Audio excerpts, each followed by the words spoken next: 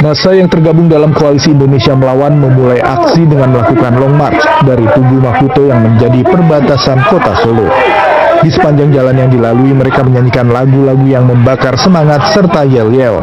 Massa yang terdiri dari mahasiswa sejumlah kampus di Solo seperti Universitas 11 Maret, Universitas Muhammadiyah Surakarta, organisasi mahasiswa PMII, GMNI, dan lain-lain, memulai aksi dengan berjalan kaki hingga akhirnya tiba di depan gedung DPRD Solo pada sekitar pukul 4:30 sore.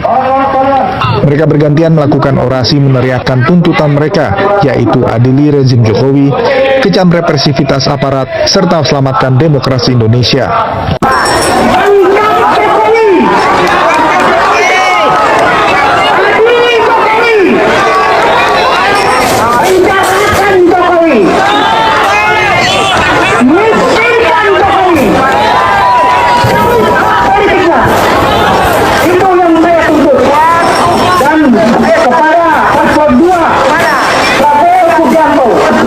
Yang sudah bergabung dan mengikuti kita kekurangan Jokowi.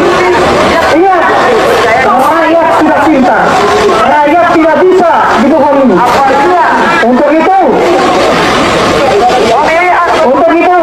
saya akan terus menuntut dan kepada Tito Karnavian yang sedang menjabat menjadi menteri pada saat ini. Jangan seenaknya menunjuk pemimpin-pemimpin daerah. Hanya itu yang ingin saya sampaikan.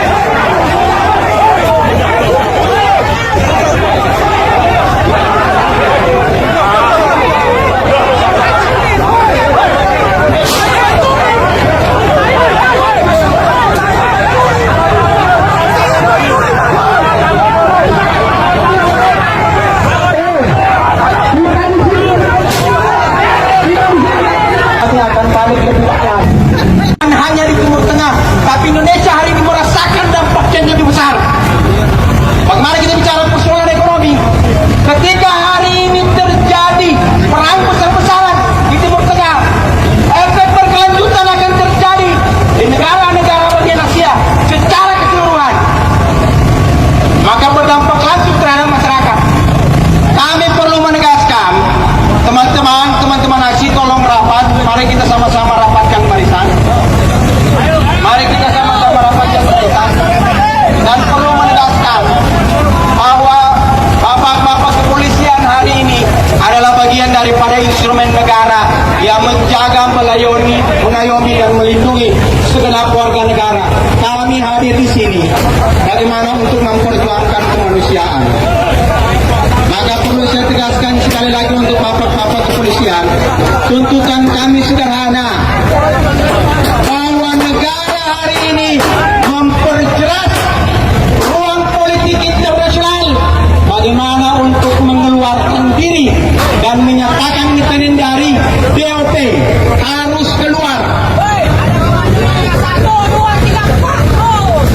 Saya hitung sampai 3. Besi ini tolong diangkat, sahabat-sahabat. Sahabat-sahabat, besi ini tolong diangkat. Kita jaga irama.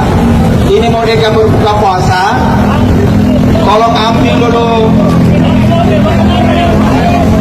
Bapak-bapak kepolisian, hari ini problem kemanusiaan kami batal. Di aksi ini pun juga kami siap. Kalau persoalan kemanusiaan, bapak-bapak kepolisian, kalian digaji tuh oleh uang negara, yang diberikan langsung oleh rakyat. Jangan coba-coba mengintimidasi rakyat dengan jual kalian. Saya tekankan sekali lagi, jangan coba-coba. Bapak-bapak kepolisian, kami hadir di sini hanya aspirasi kami. Mobil 2 langkah maju ke depan, kalau bisa tabrak aja Pak. Sorong rapat.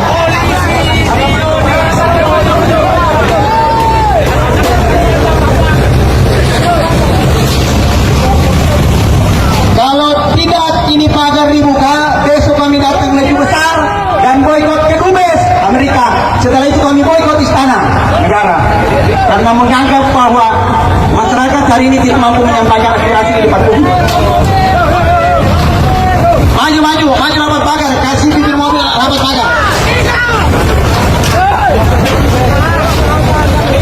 Baik, sahabat-sahabat tenang dulu. Bapak-bapak kepolisian, sekali lagi siapapun yang bertanggung jawab hari ini atas pagar-pagar ini, kami meminta agar kemudian dibuka pagar-pagarnya. Bapak-bapak, mohon izin bapak-bapak, Pak Muhammad. Agar dicoba pagarnya dibuka karena hari ini PBPB harus tetap melakukan aksi simbolik memboikot kantor Kedubes Amerika Serikat. Sahabat-sahabat, mungkin aja sahabat-sahabat kalau gitu. Baik, satu, dua, maju sahabat-sahabat, gorka. Mungkin aja itu sahabat-sahabat. Buka pagarnya. Mobil agak mungkin mobil. Sahabat-sahabat tetap satu komando, sahabat-sahabat. Buka pagarnya. Dan kita akan masuk untuk kemudian melakukan memboikot terhadap kantor Kedubes Amerika Serikat. Kantor Kedubes sahabat-sahabat.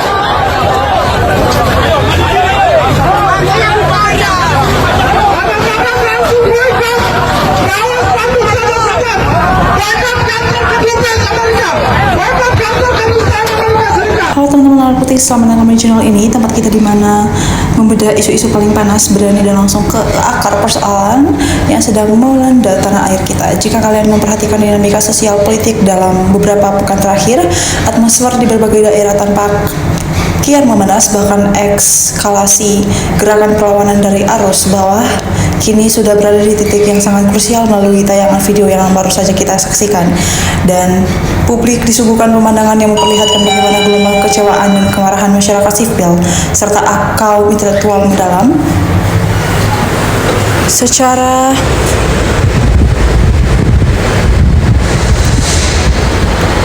serentak di berbagai kontak besar, menandakan bahwa ada sumbatan aspirasi yang sangat besar selama ini. Kritik di dalamnya kepada mantan Presiden Joko Widodo beserta seluruh kronologi kini lagi disampaikan secara malu-malu atau implisit, melainkan sudah bertransformasi menjadi sebuah tautan yang sangat ekstrim.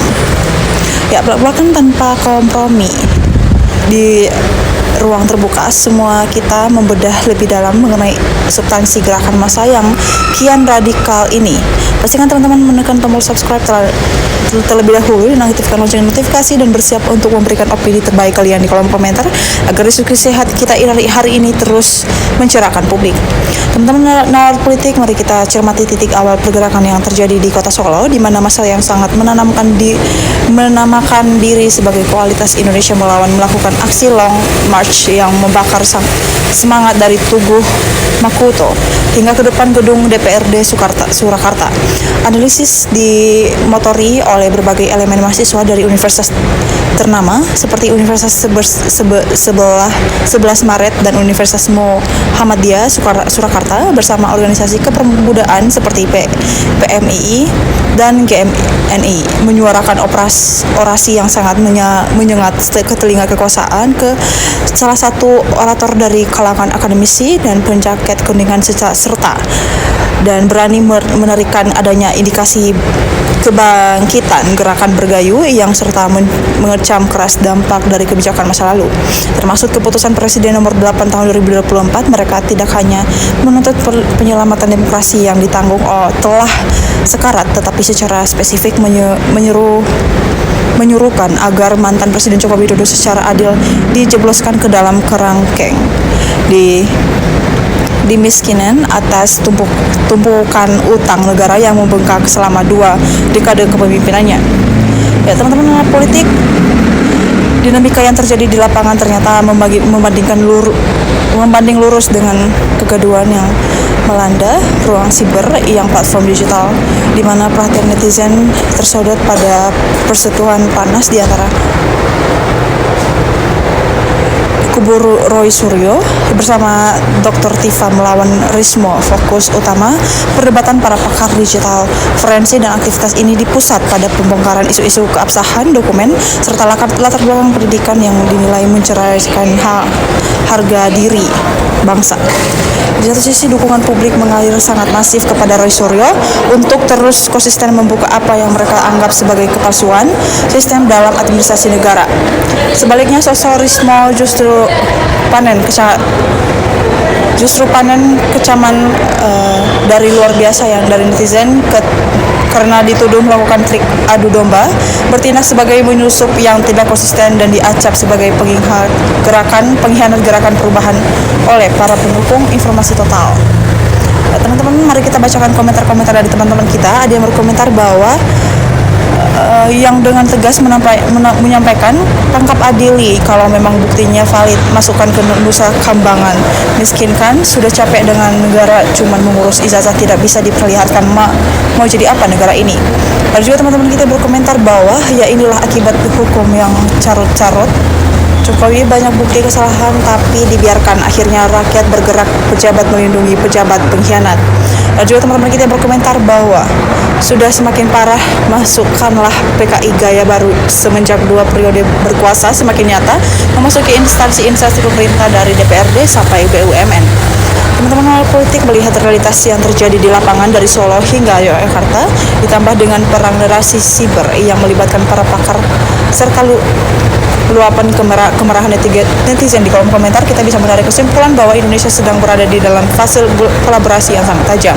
Ketika saluran hukum formal dianggap tersumbat dari para pejabat nilai sangat melindungi, maka gerakan massa di jalan dan desakan digital seperti ini akan selalu menjadi pilihan terakhir bagi rakyat menurut keadilan yang hakiki. Bagaimana tanggapan kalian sendiri mengenai tuduhan-tuduhan berat dari kalangan akademis kampus perjuangan ini, dan siapakah yang menurut kalian memang validasi data dan perseteruan digital antar Roy Suryo melawan Rismo?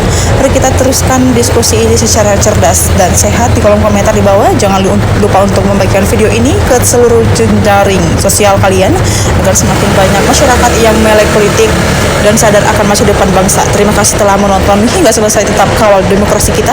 Sampai jumpa di analisis tajam berikutnya. Salam NKRI harga mati.